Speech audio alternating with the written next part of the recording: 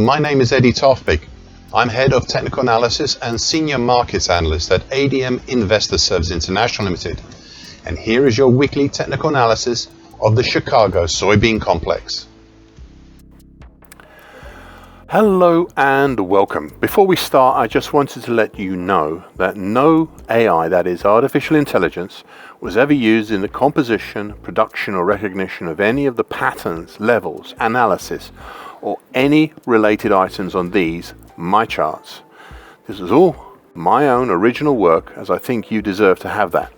So with that, Chicago soybeans.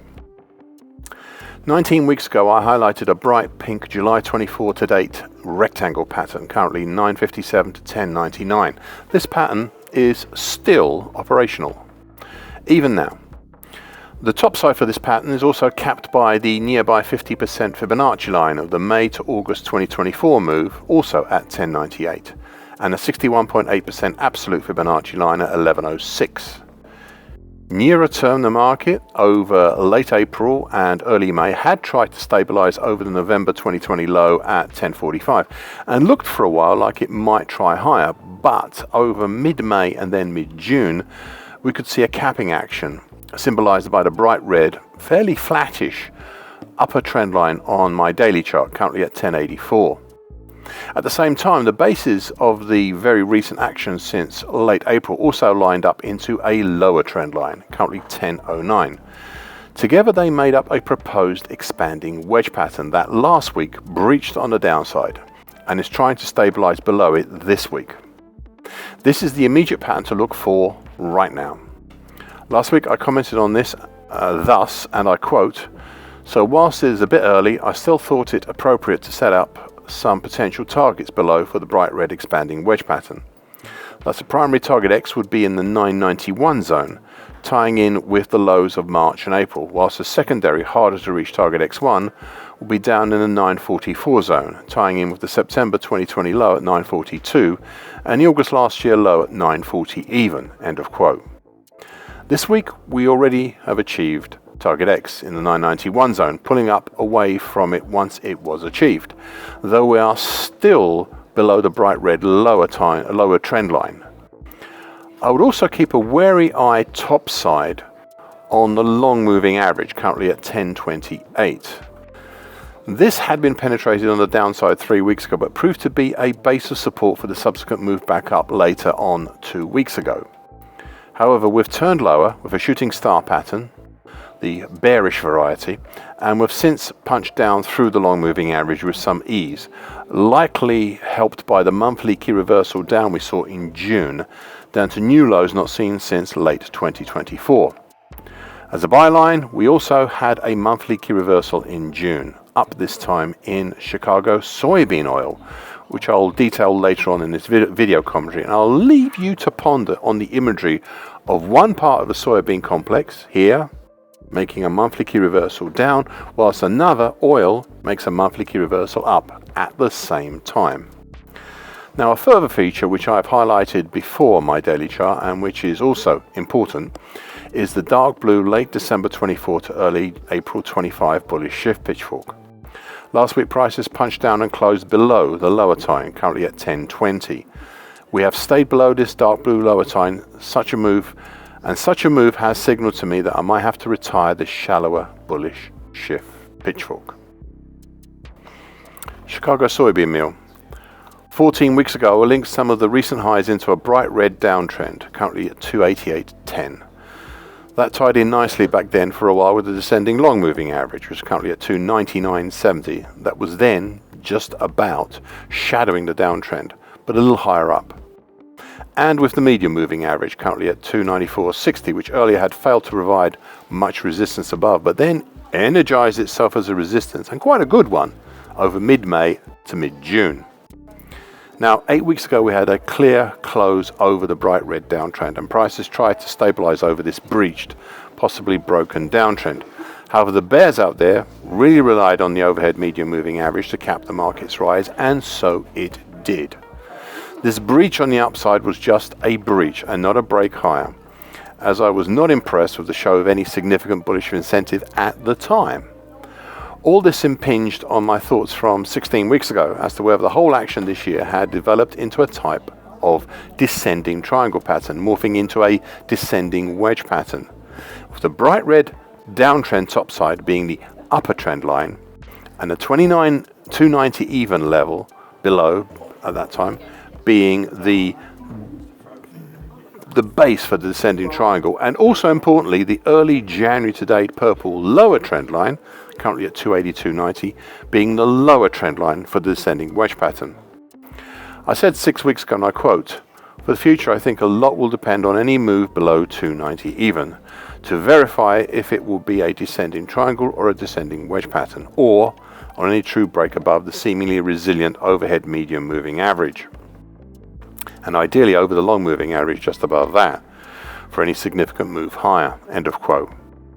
I also added that my major concern is the same as it has been now for 16 weeks here, and it is as I warned back then and since, and I quote, "possible false breaks here out of this proposed descending triangle pattern." End of quote.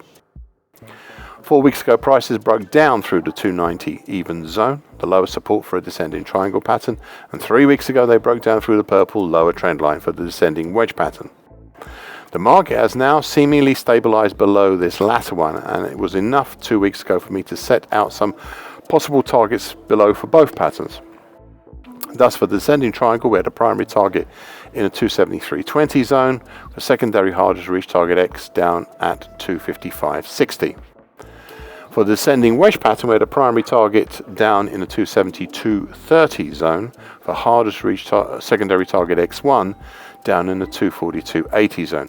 As you can see, we've already reached both primary targets for the descending triangle pattern and the descending wedge pattern, just leaving the harder, in some cases, much harder to reach secondary targets further down. This leads to the somewhat reactionary move back up seen 2 weeks ago from earlier lows. It prompted the question as to whether this break lower was yet another false break, but this time on the downside.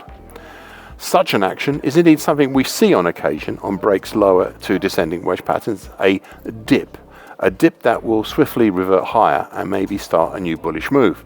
However, this reactionary move back up has not been such a dip, just an aberration on the upside, and prices have continued lower last week, gapping lower to lows not seen since April 2016 and challenging the April 16 low at 268.60. It's from this low that we have seen a reactionary move back up, possibly angling to be a weekly key reversal up, but it's still quite a lot of work to do to achieve that idea. Thus for now, I'll continue with targets X and X1 below.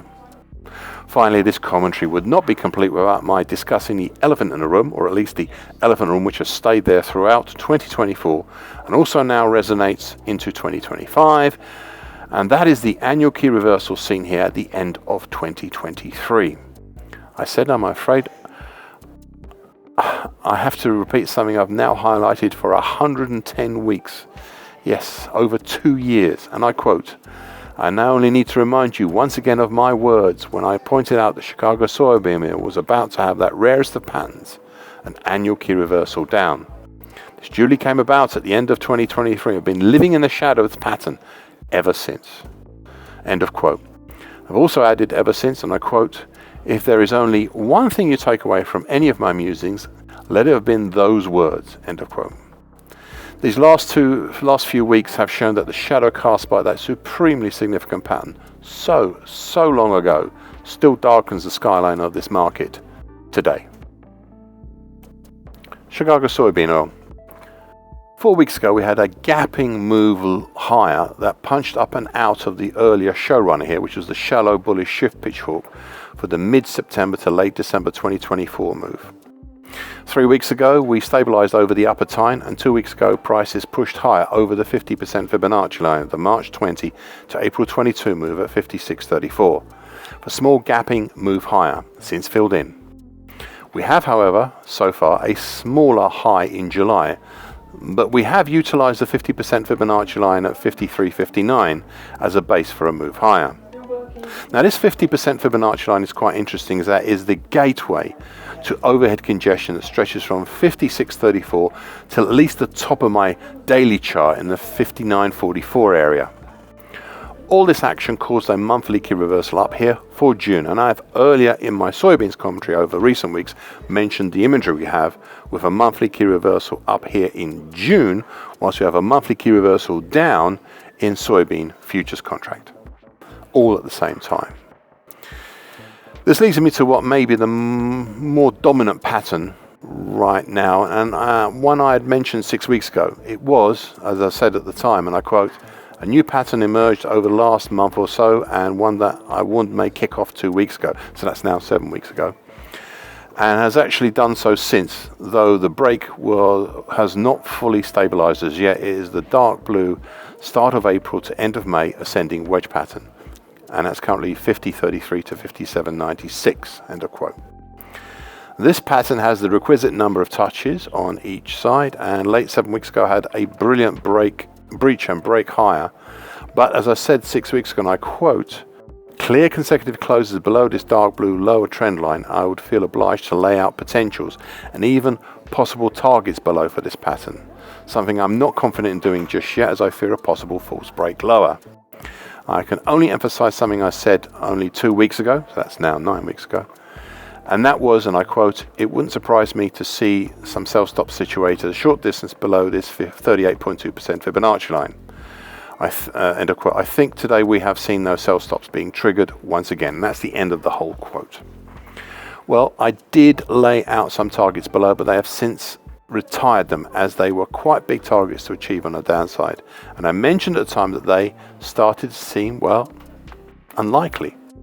Instead, I've drawn my attention towards the dark blue ascending expanding wedge pattern. The only other feature I'd like to discuss is the possibility that the lows of April and June together may form a new lower trend line, highlighted in bright green on my daily chart, to this ascending expanding wedge pattern currently at 47.26. So actually it's a bigger ascending expanding wedge pattern. I have not fully explored this idea as yet, but I do feel obliged to lodge it in your and my mind just in case. Thank you for listening and watching this broadcast. This weekly broadcast gives the essential market patterns and consequences. Please be aware of the risk disclaimer posted both at the front and at the back of this broadcast. The copyright is Eddie Tofpik and ADM Investor Services International Limited. And here comes the final important bit.